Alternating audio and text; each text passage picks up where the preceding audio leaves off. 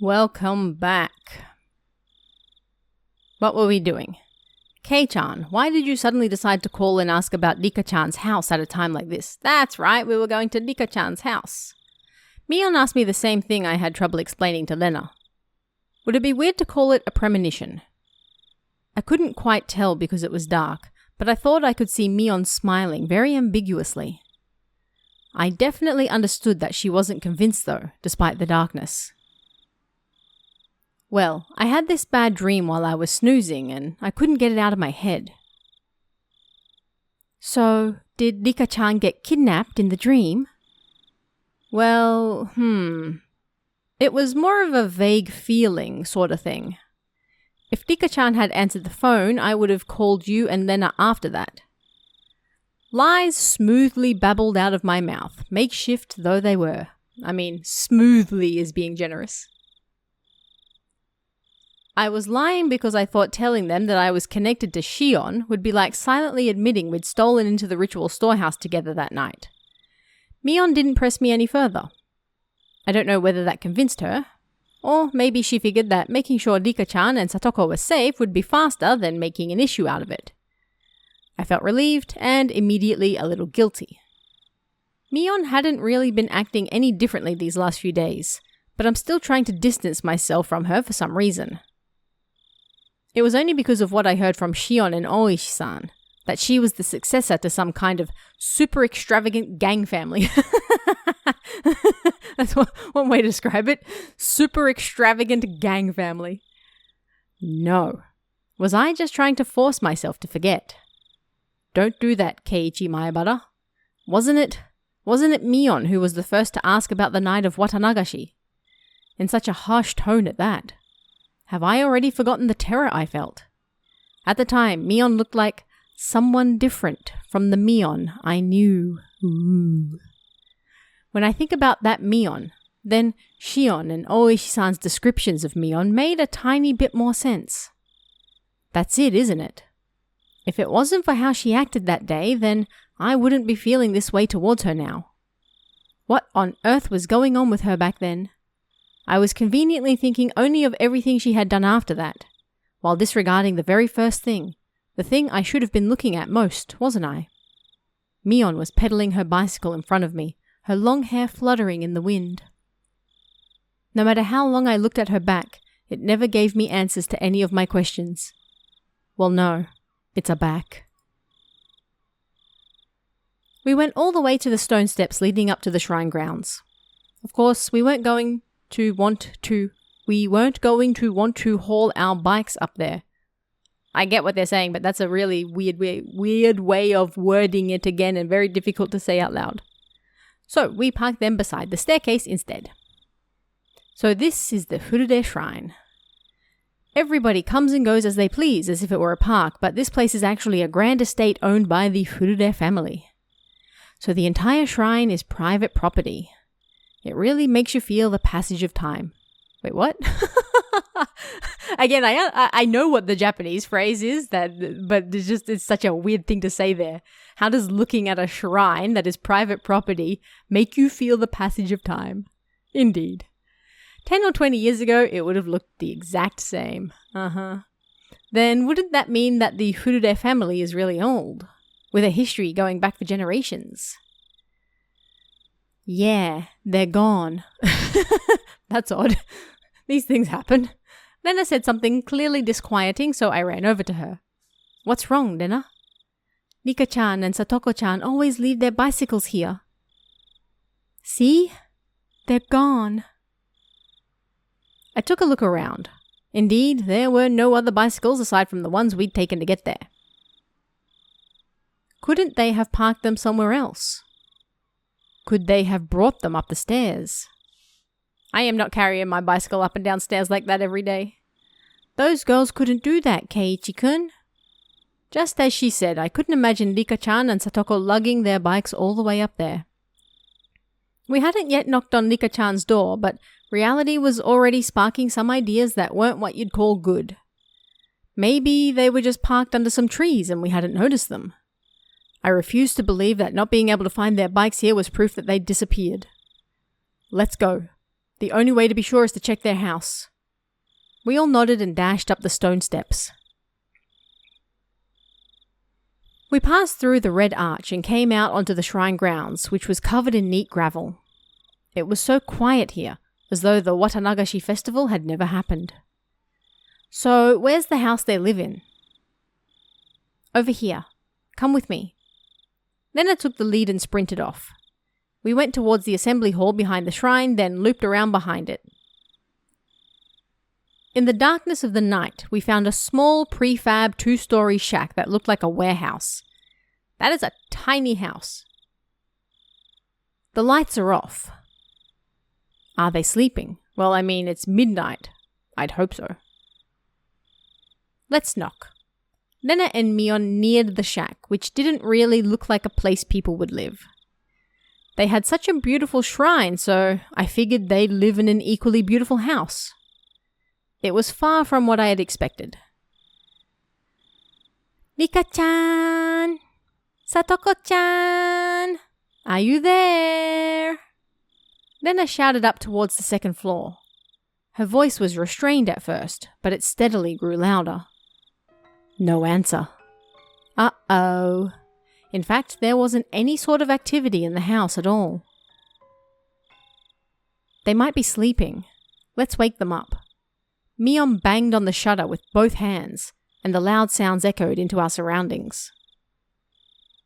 They would have to notice this much noise. They would turn on the light in their room, fling open the windows, and yell, "What time do you think it is?" That, however, wasn't happening. There was absolutely no response. Mion stopped slamming her fists on the shutter, and a sudden silence fell over us. The silence aroused terrible thoughts in us. I could feel the blood draining from my face. It's locked. I wonder if we can get into somehow. I wonder if we can get into. Into what? Lena showed no signs of stopping. It didn't look like she would admit they weren't there until we went inside and saw for ourselves. That refusal to give in gave me strength. The second-story windows wouldn't be locked. I'll give them a try. How? Just gonna yeet her up there? Kei-chan, a ladder. Mion brought over a ladder that was standing against the house. Convenient. The footing was a little unstable for me to be climbing it, but Mion held the ladder firmly in place for me. I hadn't climbed too many ladders. That's vital information to know. Ladders are very difficult. My inexperience with them exposed, What? It's a ladder! I climbed up one step at a time and tried to open each window on the second floor. I'm so confused. It's a ladder. It's not rocket science. You put your foot on it, and then you put your foot on the next one. You go up. Mi-chan, I'm going to check the main house just to be sure, okay? I'll be right back. Then I darted away. What? A main house? Nani? It's the Furude family's actual house. After her parents passed away, I think it's been left like that.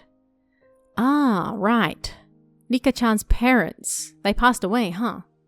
At that point, I recalled something else. Wasn't Satoko living here too?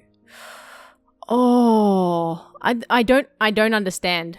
He knows where they live and he knows that they live together. Why is this a sentence here? Why? This is not new information. They've literally been talking about Rika and Satoko being together in the same... Satoko is also an orphan. Her parents fell from a cliff. These things happen because of Oyashiro-sama's curse. Then her older brother, Satoshi-kun, he disappeared. Satoshi, I've heard that name before. I remembered. He was the one who disappeared last year because of the curse. Ever since then, Satoko and Rika-chan have been living in this shack. Neither of them has any family, but at least they're together. They help each other out. Lena said main house, didn't she?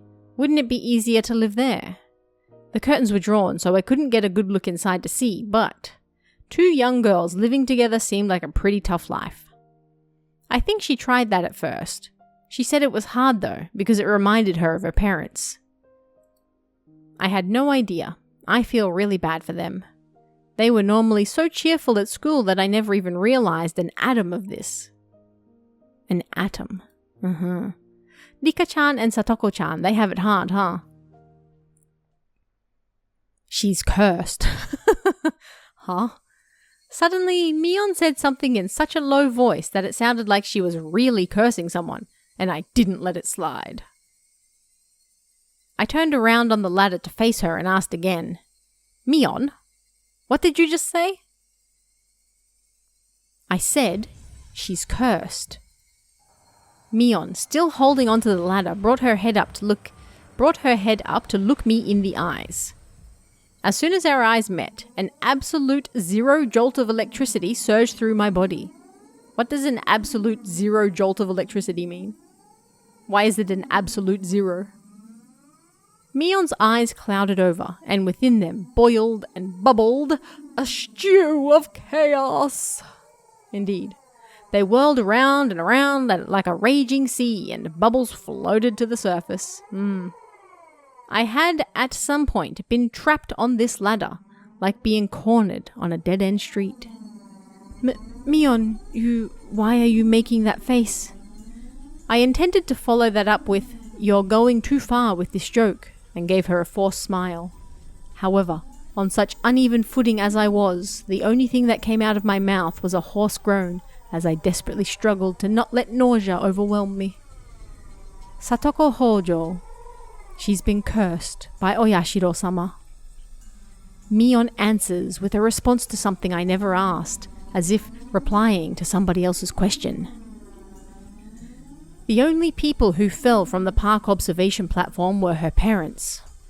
Only her parents, who treated her like dirt, died that day. She was the only one to survive.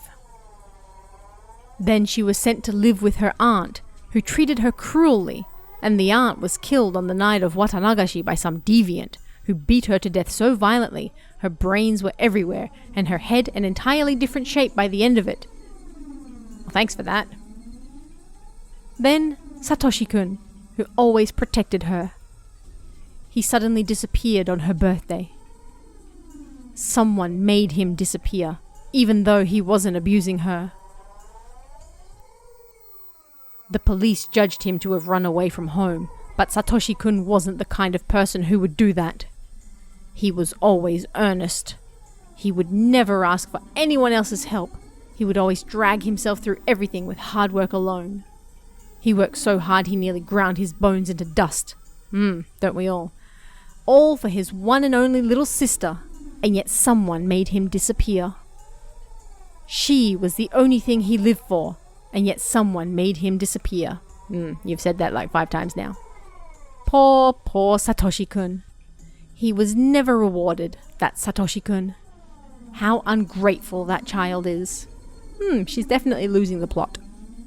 She is cursed. All who get near her suffer the same fate. The curse kills them, or the curse makes them disappear. She cannot have any relief. She cannot have any relief. It's probably Satoko's fault that Rika-chan disappeared too. It has to be, it has to be, it has to be, it has to be, it has to be, it has to be, it has to be. Okay, this has gone for a real long time. Indeed. Mion was mumbling words over and over that were no longer coherent. Her shoulders were trembling so hard that I could feel it through the ladder. I almost lost my footing, which made me realize just how far away the ground really was. Calm down, Mion. I don't know what you're talking about. I wasn't sure if she even heard me. Mion rocked back and forth, and that rocking and trembling was becoming even more violent. Help me. The ladder. It's falling. Help me. Help. It's not that far to the ground. Calm down. Just then, I heard the sound of many people running towards us. Oh, hey! Over here! I very nearly said help me outright. 4 or 5 adults, led by Rena, ran over here with flashlights. Keiichi-kun, Mi-chan, sorry I took so long. I borrowed the key. Oh, nice one. Seems all the windows and doors are perfectly sealed. I was getting worried. When I heard Mion talking like nothing had just happened, I again felt a chill run through me. The person currently holding the ladder in place. It was definitely Mion. Ha! It was the real Mion Sonozaki. Ha! Then, the person muttering to themselves, just a few seconds ago. Who was that? The person who was mumbling about terrible things like curses. Who was that? I jumped down from the ladder as if running away before Mion turned into that person who wasn't Mion a second time. The adults tried a few different keys on a keyring as they tried to open the big shutter on the first floor. Rika-chan's house used to be used as a disaster shelter for the town council, so the key to the shutter is still kept in the mayor's house. It's Rika-chan and Satoko's private residence now, though. Well, this is on Rika-chan's property anyway. Nobody complains about it. Mion gave me a smile as she said that. I, however, could only return her gaze with an aghast expression. Indeed. Mion was acting all too normal now, but that only contrasted all the more sharply with her earlier un-Mion-like creepiness. Bang, bam, clatter, clatter, clatter, bang. The shutter opened for the first time in a very long while. Then I located the light switch and wasted no time going inside. I followed her in. Wait, they only opened the shutters. She just phased through the window? Fair enough. Rika-chan! Satoko-chan! If you're here, say something! We climbed a narrow staircase. It had looked like nothing more than a warehouse, but now that I was inside, I could feel how lived in it was. It was a person's home. Somehow the scent of the two of them filled the place. That's really creepy. Thanks. This was definitely where Rika-chan and Satoko lived. The first floor doubled as a town assembly warehouse, but the second floor was a space entirely for living. Just like a one-room apartment, past the kitchen was a living room taking up about 150 square feet. I'm gonna be perfectly honest, I don't care about the layout of their house. I really don't. Just get to the story. Dressers, cupboards, and the like were packed into the space, and in the corner there was a huge pile of clothes that appeared to have been just taken in from the drying outside. In the center of the living room was a fold-up table, and on it were small containers for things like soy sauce and salad dressing. The sense of a frugal lifestyle drifted from all of it. Indeed, it was strange that they weren't here in the middle of the night like this. The adults climbing the stairs one at a time began to make a fuss and talk amongst themselves. So, not here. Yeah, they're not here. This is definitely weird. The village had just been thrown into chaos yesterday because of the mayor's disappearance. Then today, even Rika-chan and Satoko had... Were they out playing somewhere together? Yes, at midnight. That can't be. Their bicycles aren't here, though. Where would they have gone so late at night? Have they just not come back yet? Where did they go? The adults put forth various possibilities, and the house immediately devolved into a state of confusion. Eventually, Mion settled them down.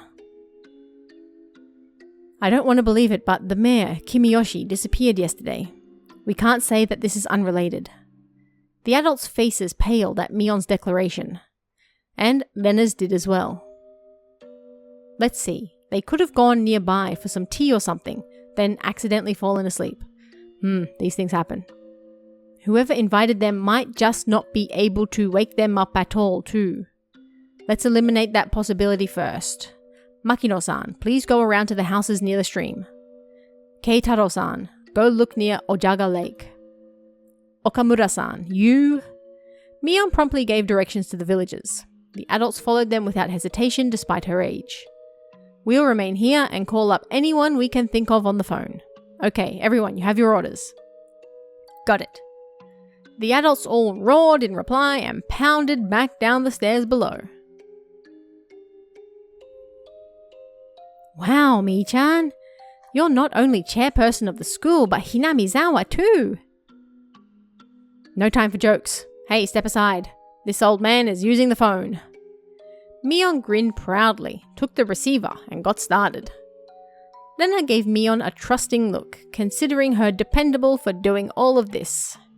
My feelings, though, were a little more complicated, since her leadership seemed to be affirming the Sonozaki family successor's impression that Shion and Oishi-san had given me. Stop right there, Keiichi Maebara. None of that matters right now. The most important thing is to make sure Rika-chan and Satoko are safe. Let's see, couldn't there be a clue hinting as to where they might have gone somewhere in this room? Still though, I wouldn't know what to look for anyway. If we tore the whole place apart and figured out what was different from before, we might be able to speculate, but there was nothing strange about this room, and there were no clues in sight. In the first place, I had never been here before. There was no way for me to know what was different if I didn't know how the room usually looked. Hey, don't give up, Keiichi Maebara. Stop thinking and start looking. For something. In search of something, I tried pulling open the dresser drawers and open the windows. I didn't uncover anything meaningful though. Nena, also unable to stand around doing nothing, was looking around the room like I was. Nena, I don't think you'll find Rika-chan by opening the refrigerator or the cabinet underneath the sink. You never know.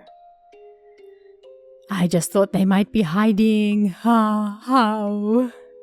As we were searching, it got noisy outside. Villagers were quickly assembling here, having heard the commotion. Of course, a lot of them were probably people Mion had called. I'll go tell everyone what's going on. The police will be here sooner or later too. We'll need to explain the situation to Oishi. Mion began descending the stairs and we followed her out to the front of the house. There were already around 10 adults there, and all of them looked uneasy. I suddenly noticed that the old people from the shrine were here as well, and they were praying for Rika-chan's safety, rubbing their prayer beads. This had gotten bad. This wasn't just a problem between friends anymore. Mion-chan, is it true that Rika-chan and Satoko-chan aren't anywhere to be found? The villagers all formed a ring around Mion, swarming her. Mion raised her right hand, as if silently telling them to calm down. First, let's check every house according to the town council's notification division and see if they're visiting anyone.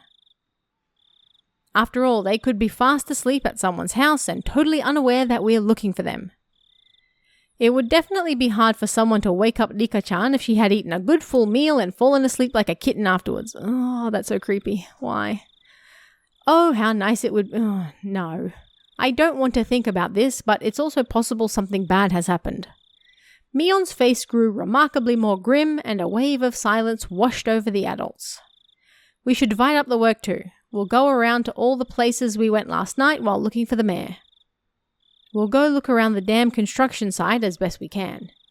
You guys go search around the school. Right. Let's get a move on. Come on, let's go. All of you were up all night looking for the mayor. I know you're all low on sleep, but please do your best. Got it. With that as their signal, the adults scattered in every direction. I figured I should scatter somewhere as well, so I started walking unsteadily in a direction no one else had gone in. I was getting further and further from people. I didn't feel scared or anything though. If someone were made to disappear, Shion and I should be first. It would have been perfectly normal for me to be scared of the dark. However, I didn't feel that way. Why was that? It was because tonight, someone had already disappeared. So, nobody else would disappear tonight. It would take some time before I, exhausted as I was, would feel guilt at the cause of my own selfish sense of relief.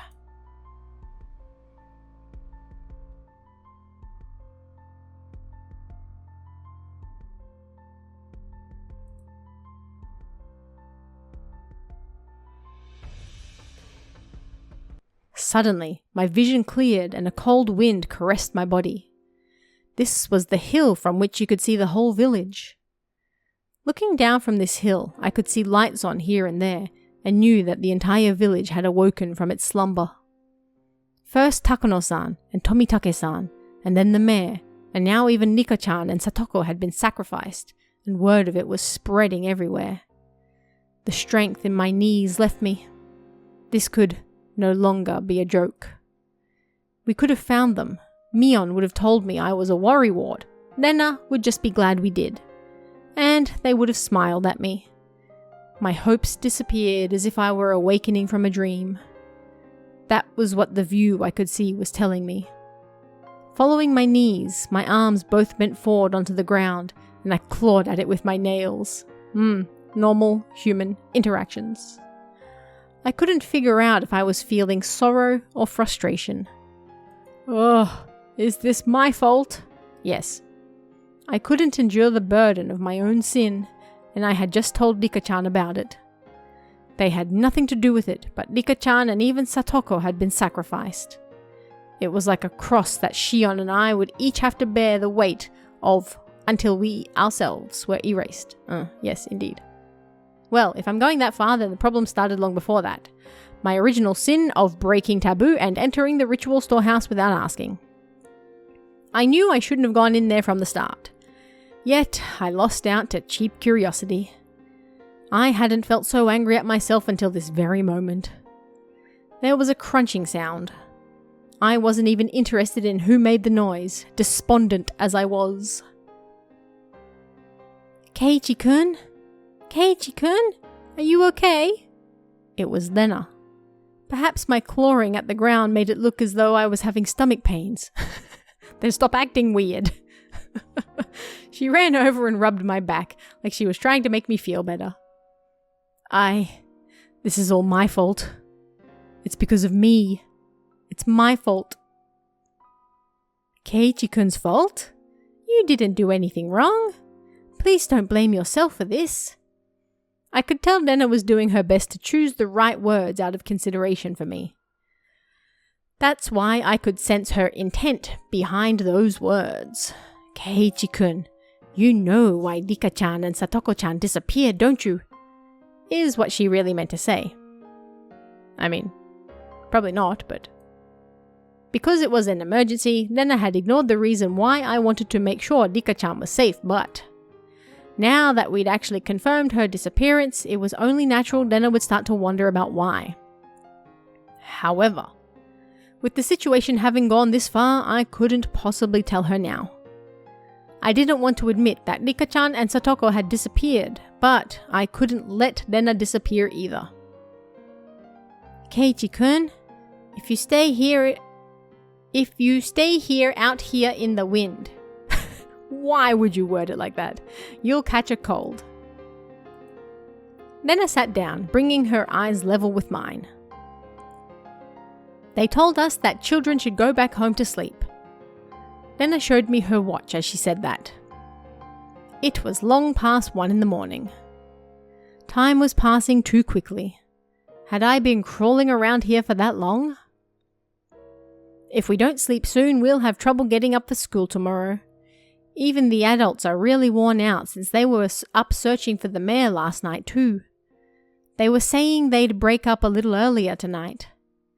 I was a little upset that they weren't allotting as much time to this as they had to search for the mayor last night, but that was something I, the cause of everything, had no right to criticize them for. It's all right. The police arrived a little while ago. Look, there's police cars coming into the village right now. Hearing that remark, I looked down at the village to see that there were indeed more cars than one would normally expect at this hour, coming from the darkness on the other side of the mountain. However, none of their emergency lights were on. Of course, their sirens weren't wailing either. That's right. All of the incidents that occurred right after Watanagashi were seen as the product of Oyashiro-sama's curse, and would be handled in secrecy. Rika-chan and Satoko too. Their disappearance would end up exactly like the other serial incidents in the past. Surreptitious, unresolved, declared a mystery, and disappear from memory. Rika-chan's face, her sweet face like a Western doll's, would fade away. Satoko's smile, her energetic fanged smile, would fade away. The more I tried to remember them, the less I would be able to. I deserved to be called an idiot dozens of times over, and it wouldn't be enough. I couldn't hold back the tears at my own sheer stupidity. Alright, let's end this episode here. The girls have gone missing. Where could they possibly be? And will we possibly find them? Come back next week and find out. I hope you guys enjoyed this one, and I'll see you then. See ya.